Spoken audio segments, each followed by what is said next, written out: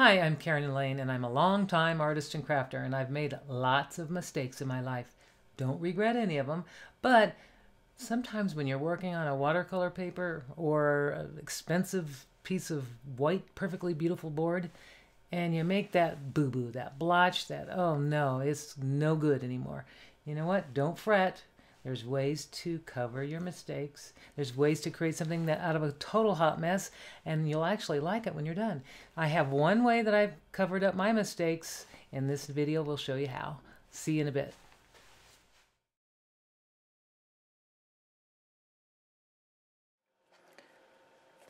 Okay, so I have a painting that I started today on this illustration board, and it's a mess, and I ended up wiping it off. But this is really nice board, and I didn't want to mess it up. So I have these. I have a hand-carved stamp that I had stamped with permanent stamp ink onto some rice paper, kind of like I've done with the marks that I did with the inks. And I thought I would just try to save this thing. And I'm going to just collage. I think I want to collage the leaves onto this picture here. I want to cover up the mistakes, I want to make it so that, oh, this is the one. So I want to make it so that it's an intentional. All this stuff was intentional. So I'm just going to put this over here, this part here, kind of cover up the little boo-boos there. And I'm going to glue it on with the Nori paste. This Nori paste is great for this kind of work, especially for rice paper, and the inks aren't going to budge on the rice paper. And I use my fingers. Maybe you're supposed to use gloves, but it is a non-toxic paste. There's really nothing in it that will cause you to have a sensitivity that I am aware of. But if you're worried about it, just make sure you use some gloves. But there is nothing in it. It's just a starch-based paste.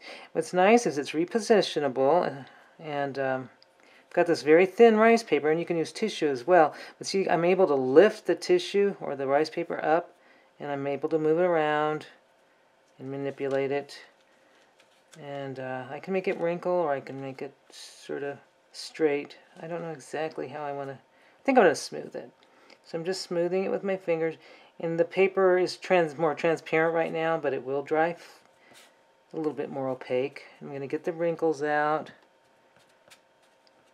And actually I can put the paste right over it, which is nice. And when I do that, it won't leave a residue. Alright, so I've got that one down. Of course, the more pasty my fingers get, the more it's going to be hard to...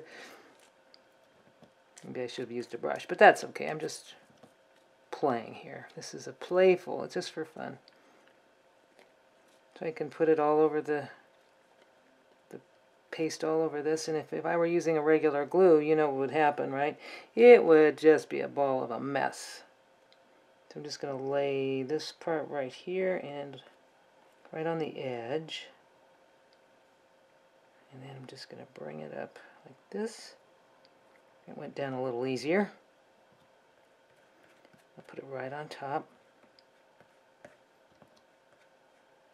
You can do this with you just make little collages like this with your own drawings or stamped images on the rice paper. The rice paper and the inks will make really nice dramatic compositions. Get light and dark. I'll put enough on that. I'll go ahead and lay it down. And what this does is paste is workable for a while, and then it will get nice and sticky. And you can paint over it, which is nice too. I want to make sure I was able to move that because I want to cover up that little spot, that little edge that the watercolor seeped through the tape, and I didn't want that to show. So what's nice is you can cover up little mistakes that you might have made in your initial watercolor.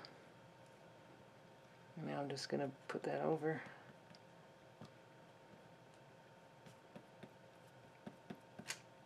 I really think that I'm going to like that now. Then I'll just wait for that to dry. Now I have a complete collage. And you can see it will dry completely matte. There won't be there won't be any residue showing, and I can paint over it, which is nice. But I think I might just leave this alone. Well, I hope you enjoyed this. Thanks for watching, and we'll see you next time.